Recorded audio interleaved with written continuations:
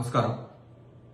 గౌరవనీయులు తెలంగాణ రాష్ట్ర మాజీ ముఖ్యమంత్రి వర్యులు శ్రీ చంద్రశేఖరరావు గారి కుమార్తె, సోదర సమానులు కవిత గారు ఈరోజు ప్రెస్ మీట్లో మాట్లాడుతుంటే చూశాను. అమ్మా, నిన్ను 2 క్వశ్చన్లు వేద్దాం అనుకుంటున్నా, తప్పుగా అనుకోకు. ఎందుకంటే అడగకపోతే నాకు ఎజిడిటీ వస్తుంది, అందుకని నేను అడుగుతున్నా. గత 10 సంవత్సరాలుగా గుర్తురాని పూలే సాబ్ మీకు గుర్తు రావడం చాలా సంతోషం. గత 10 సంవత్సరాల నుంచి ఏ రోజు బీసీల గురించి కానీ ఎవరి గురించి మీరు మాట్లాడటం ఆనందం. కానీ రేవంత్ రెడ్డి గారు పరిపాలన, తెలంగాణ రాష్ట్రం మొత్తం, తెలంగాణ ప్రజలు మొత్తం కాంగ్రెస్ పరిపాలన, రేవంత్ రెడ్డి గారి పరిపాలన మెచ్చుకుంటున్నారు. అది మీకు నచ్చదు, అది వాస్తవం. మీరు జాగృతి తల్లి, కానీ మమ్మల్ని జాగ్రత్తగా చూడండి తల్లి. అమ్మా, ఈరోజు ఒక కుటుంబం నుంచి ఇద్దరు ఉన్నారు మా కాంగ్రెస్ పార్టీలో అని చెప్పారు. ఏమ్మా, గౌరవ నర్సిరెడ్డి గారు మంత్రి పదవిలో ఉండి ఎన్నో పదవులు అనుభవించి ఆయన ఓ ప్రభుత్వ కార్యక్రమంలో పాల్గొనడానికి పోతే ఆయన్ని, ఆయన కొడుకుల్ని అప్పటి నక్సలైట్లు దారుణంగా చంపేయడం జరిగింది. ఇన్ని రోజుల తర్వాత వాళ్ళ మనవరాలు పదవిలో రావటం తప్ప అమ్మా? వాళ్ళ కొడుకునే కదమ్మా మీరు మా పార్టీలో గెలిస్తే లాక్కొని మీరు ఎమ్మెల్యేగా పెట్టుకున్నారు. అది తప్పు కదా. శ్రీపాదరావు గారు, దుద్దిళ్ల శ్రీపాదరావు గారు స్పీకర్గా ఉన్నప్పుడు ఏదో కార్యక్రమంలో పాల్గొని వస్తుంటే నక్సలైట్స్ దారుణంగా చంపేశారు. తర్వాత నక్సల్స్ కూడా మేము తప్పు చేశామని చెప్పారు. తర్వాత వాళ్ళ కొడుకు రావటం తప్ప? అట్లయితే తెలంగాణ కోసం ఎంతోమంది పోరాడితే కానీ మీరు, నాన్నగారు, మీ అన్నయ్య గారు, మీ బావగారు, మీ తమ్ముడు సంతోష్ గారు, వినోద్రావు గారు, ఆరావు గారు, ఇంకోరావు గారు, ఇంకోరావు గారు, ఇంకేదేదో రావు గారు, ఇంతమంది మీరు ముఖ్యమైన పాత్రలను పోషించి మీరు తెలంగాణను మాత్రం తోసుకోవటం తప్పలేదా అమ్మా? న్యాయమత లేదు నీకు? కాంగ్రెస్ పార్టీని విమర్శించొద్దమ్మా నువ్వు. ఎందుకంటే కాంగ్రెస్ పార్టీ తెలంగాణకి ఎంతో చేస్తుంది, తెలంగాణ ఇచ్చింది. మీరు మాట్లాడితే రేవంత్ రెడ్డి గారిని కాన్వాయ్ పోతుంటే ట్రాఫిక్ జామ్ అవుతుంది. ముఖ్యమంత్రి గారు ప్రతిరోజు, ఈ ముఖ్యమంత్రి గారు ప్రజల్లో ఉండే ముఖ్యమంత్రి గారు ప్రతిరోజు సెక్రటరీ పోవాలి, ప్రతిరోజు రావాలి, తిరగాలి. 9 మంది అనమ్మా.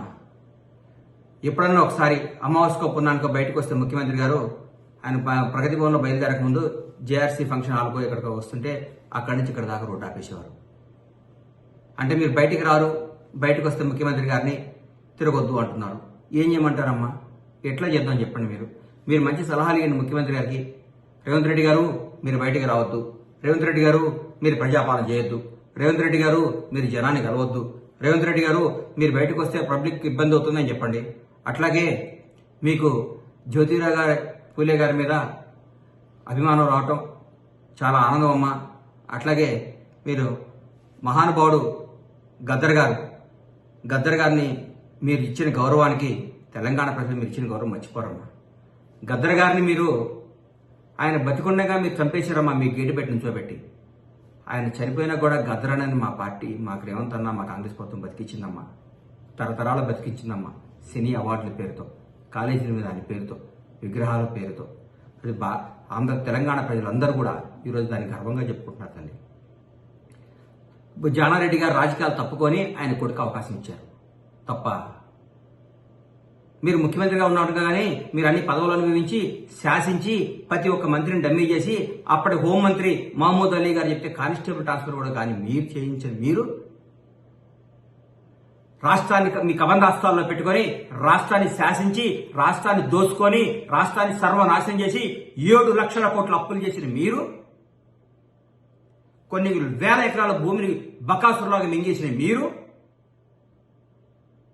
ఏ డిపార్ట్మెంట్లో పోయినా అన్ని లొట్టలు చేసిన మీరు, ఈరోజు కాంగ్రెస్ ప్రభుత్వాన్ని విమర్శించడం ఎంత మట్టికి న్యాయం తల్లి మీకు? చెప్పమ్మా. నీకు చేతులెత్తి దండం పెడుతున్నా, నువ్వు నమ్మే భగవంతుడు సాక్షిగా, నీ తల్లిదండ్రుల సాక్షిగా, నువ్వు అక్రమ సంపాదన సంపాదించదమ్మా. ఒక ఆడబిడ్డవి నీ మీద లెక్కర్ స్కామ్ రావటం మీ తల్లిదండ్రులకు ఎంత అవమానం అమ్మా. మీ తల్లి ఎంత క్షోభపడి ఉంటుందమ్మా నీ వల్ల. ఆ తల్లి, మహాతల్లి నీ గురించి ఎంత బాధపడి ఉంటుందమ్మా. నేను ఇట్లాంటి బిడ్డను ఎందుకు కన్నానని ఎంత బాధపడి ఉంటుందో దండం పెట్టాలనిపిస్తుంది మాకు. అంత ఆ మహాతల్లి కడుపును పుట్టి నువ్వు చేసిన పనులు ఏందమ్మా? లిక్కర్ స్కామ్లు ఎదుర్కొంటావా? ఈ లిక్కర్ అన్యాయాలు చేస్తావా? దోచుకుంటావా? ఆఖరికి నీ మీద ఎంత అసహించుకుంటున్నారంటే ఆఖరికి నీ కన్న తల్లిదండ్రులు కూడా నువ్వు కట్టినింట్లో కూడా అడుగుపెట్టడానికి ఇష్టపడలేదంటే నువ్వు ఎంత దోచుకున్నావో, ఎంత అపఖ్యాతి చేసావో రాష్ట్రాన్ని, రాష్ట్ర ప్రజల్ని, నీ కుటుంబాన్ని ఒకసారి ఆలోచించుకోమ్మా. నీకంటే పెద్దవాడిగా చెప్తున్నా, నీ అంత డబ్బు లేకపోవచ్చు, నీ అంత అధికారం లేకపోయి ఉండొచ్చు, నీ అంత జనబలం లేకపోవచ్చు, నీ అంత ధనబలం లేవచ్చు. ఒక సామాన్యుడు నీకు చెప్తున్నానమ్మా, కాంగ్రెస్ ప్రభుత్వం అద్భుతంగా చేస్తుందమ్మా. ఓపిక పట్టమ్మా. నువ్వు బీసీల కోసం, నువ్వు ఎస్సీల కోసం, నువ్వు ఎవరి కోసం నువ్వు నీ నీ నీ త్యాగాలు అవసరం లేదమ్మా మాకు. నువ్వు రెస్ట్ తీసుకోమ్మా.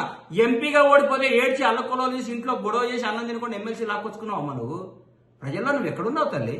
ఎక్కడున్నావు నువ్వు? ఏం చేసావు నువ్వు ప్రజల్లో? నువ్వు ఎవరికి ఏం చేసావు? తప్పు. ఇది చాలా తప్పు నువ్వు మాట్లాడుతుంది. ప్రతిరోజు నువ్వు ఒకరోజు ప్రెస్ మీట్ పెడతావు, ఒకరోజు కేటీఆర్ గారితో ప్రెస్ మీట్ పెట్టిస్తావు, ఒకరోజు హరీష్ రావుతో ప్రెస్ మీట్ పెట్టిస్తావు. ఏందమ్మా ఈ కన్ఫ్యూజన్? ఒకే రోజు ముగ్గురు కూర్చొని పక్క కూర్చొని ప్రెస్ మీట్ పెట్టండి, మీరు మాట్లాడండి. ఈ జనం డిస్టర్బ్ అయిపోతున్నారమ్మా మీ వల్ల, ఇబ్బంది పడుతున్నారమ్మా మీ వల్ల, చాలా బాధపడుతున్నారమ్మా. నాకైతే జాలేస్తుందమ్మా నేను చూసి. ఈ 10 ఏళ్ళు మాత్రం నువ్వు అడగవా? ఈ 60 రోజుల్లో నీకు అందరి మీద, బీసీల మీద, జ్యోతిరావు పూలే గారి మీద, రకరకాల కొండా లక్ష్మణ్ బాపూజీ గారు మీ కుటుంబానికి ఇల్లు ఇస్తే ఆ కుటుంబాన్ని మీరు ఏం చేశారమ్మా? మీరు పట్టించుకున్నారమ్మా?